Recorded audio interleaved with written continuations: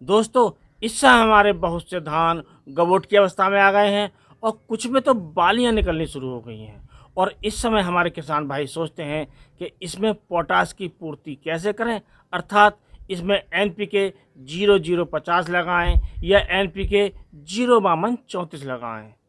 तो क्योंकि दोस्तों ये सोचना भी चाहिए, क्योंकि पोटास की पूर्ति से हमारे धान का उत्पादन तो बढ़ता ही बढ़ता है, इसके साथ साथ क्वालिटी में भी सुधार आता है। हमारे दाने लंबे मोटे चमकदार होते हैं और जिससे वजन भी बढ़ता है और क्वालिटी भी बढ़ती है, अर्थात हमें ज़्यादा उत्पादन के साथ साथ ज़्यादा फ़ायदा भी मिलता है।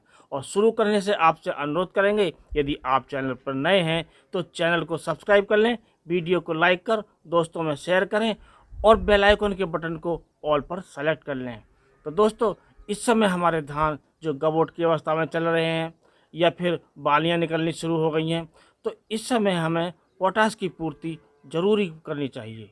और इससे पहले हमें सोचना चाहिए कि हमारा धान किस अवस्था में है, क्योंकि दोस्तों यदि हमारा धान इस समय है गबोट की अवस्था में, अर्थात बालियां निकलने की पहली अवस्था में, अर्थात उसमें अभी बालियां निकली नहीं हैं, गोब में बालियां हैं और वो बालियां निकलने वाली हैं, तो इस समय हमें कौन सा प्रयोग करना चाहिए? क्योंकि दोस्तों ये जो होता है ये एनपीके 05234, इसमें फास्फोरस भी होता है और पोटास भी होता है।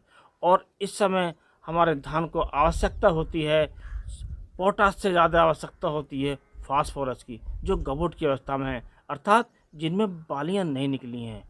और इसमें हमें प्रयोग करना चाहिए 05234, क्योंकि दोस्तों इससे फास्फोरस भी मिलेगा और पोटास भी मिलेगा, क्योंकि इस समय इसमें फास्फोरस की भी ज़्यादा आवश्यकता होती है और पोटास की आवश्यकता बालियां निकलने के बाद ज़्यादा होगी।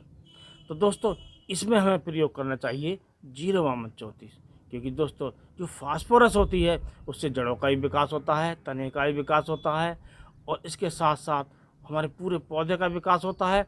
और हमारे जो पौधा है उसमें पत्तियों से लेके पूरे पौधे तक इसमें आवश्यकता होती है फास्फोरस की।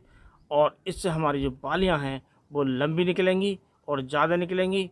और कुल मिला के यदि हम इस समय फास्फोरस युक्त जो ये एनपीके है, यानी कि एनपीके 05234, तो इससे हमें ज़्यादा लाभ मिलता है, क्योंकि दोस्तों ये इसमें फास्फोरस होती है, तो इससे हमारे जो जड़ें हैं उसकी पूरी काम होता रहता है, अर्थात जड़ों का विकास भी होता रहता है। इसके साथ साथ हमारा पौधा विकास भी करता रहता है।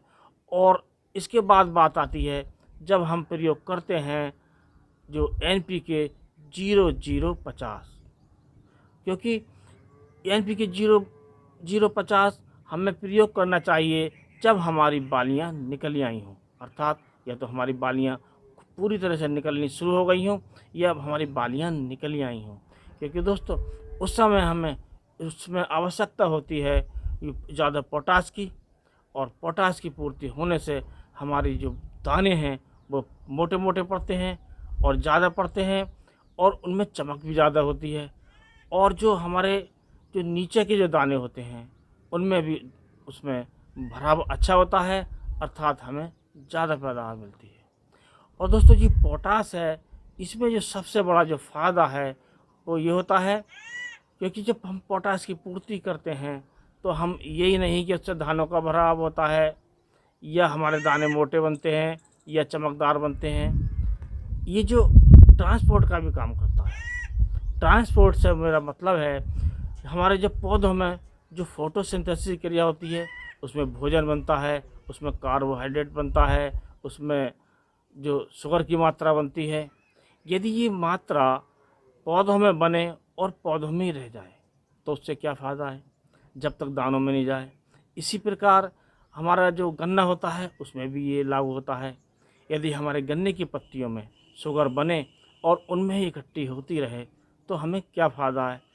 हमें फ़ायदा जब है वो जो गन्ने के तने में जाए, गन्ने की पोरियों में जाए और गन्ने की पोरियाँ मोटी मोटी हों, उसमें शुगर की मात्रा बढ़े और उसमें हमें ज़्यादा वजन मिले, तभी हमें फ़ायदा है। क्योंकि दोस्तों पत्तियां तो पशु के खाने के काम आती हैं और हमारा जो मुख्य मकसद होता है वो होता है गन्ने का वजन बढ़ाना। इसी प्रकार धान की बात करते हैं तो धान में जब हमारा भोजन बनता है पत्तियों में, अगर वो पत्तियों का भोजन दानों तक नहीं पहुँचे, बालियों तक नहीं पहुँचे, तो उसका कोई फ़ायदा नहीं। और बाद में अगर इसका ट्रांसपोर्ट नहीं हो, वो वहाँ तक नहीं पहुँचे, तो उसमें भोजन बनने की जो प्रक्रिया है वो या तो बंद हो सकती है या कम हो सकती है। ये इसी प्रकार लागू होता है जैसे हमारे पशु होते हैं, यदि वो दूध देते हैं और उनका दूध हम नहीं निकालें, तो वो दूध या तो कम बनना शुरू हो जाएगा या बनना ही बंद हो जाएगा। क्योंकि हम जो हमारे पशु दुधारू पशु हैं, हम उनका प्रतिदिन दूध निकालते हैं, तो वो प्रतिदिन बनता रहता है। यदि हम दूध नहीं निकालें तो हमारे पशुओं में दूध बनना कम हो जाएगा। इसी प्रकार ये जो भोजन बनता है, जो कार्बोहाइड्रेट बनता है, जो शुगर बनता है, जो बाद में जो जैसे स्टार्च में बदलता है, और स्टार्च जो हमारे चावलों के दानों में इकट्ठा होता है, अगर ये वहाँ तक नहीं पहुँचे तो ये प्रक्रिया बंद हो सकती है या कम हो सकती है, और इसका जो कुल मिलाकर जो रिजल्ट होगा वो उत्पादन कम होगा। तो इसलिए पोटाश की पूर्ति आवश्यक है। और पोटाश हमारे दानों को बड़ा बड़ा करने के साथ साथ चमक भी बढ़ाती है और ट्रांसपोर्ट की भी बढ़ाती है। अर्थात ये हमारे पत्तियों में बनने वाले भोजन को बालियों में, दानों में पहुंचाती है। इससे हमारे जो धान की है वो पैदावार बढ़ती है। अब बात आती है कि दोस्तों इसके किस समय प्रयोग किया जाए, किस मात्रा में प्रयोग किया जाए। तो जो हमारा NPK 05234 है, इसे हमें बालियाँ निकलने से पहले प्रयोग करना चाहिए। गबोट की अवस्था में भी कर सकते हैं। और इसकी मात्रा हमें लेनी है 1 किलो से 1.5 किलो प्रति एकड़, और पानी की मात्रा लेनी है 150 से 200 लीटर। और इसे घोलकर अच्छी प्रकार हमें अपने धान में इसका स्प्रे करना चाहिए। और यदि हमारे धान की बालियाँ निकल आई हों, तो बालियों जब निकल आई हों तो उसमें हमें स्प्रे करना है NPK 0050 का, और उसकी मात्रा भी हमें ये लेनी है 1 किलो से 1.5 किलो तक प्रति एकड़, और पानी की मात्रा भी 150 से 200 लीटर, और उसे हमें अच्छी प्रकार हमें स्प्रे करना चाहिए। और दोस्तों इस समय एक बात और ध्यान रखनी चाहिए, जब हम ये स्प्रे करते हैं तो हमारा समय भी लगता है, लेबर भी लगती है, और इसके साथ साथ यदि हम इसमें बोरोन की मात्रा भी ऐड कर लें तो हमें ज़्यादा लाभ मिलता है। क्योंकि दोस्तों ये जो बोरोन होता है ये पुष्पन की अवस्था में बहुत लाभ देता है। अर्थात जब हमारे दानों में जो निषेचन की क्रिया होती है, जिससे हमारे दाने बनते हैं, और इस निषेचन की क्रिया में ये बोरोन का बहुत बड़ा रोल होता है। अर्थात हमारे दाने ज़्यादा बनते हैं। यदि हम बोरोन का प्रयोग कर लेते हैं तो दानों का भराव नीचे तक आता है, ऊपर तक आता है।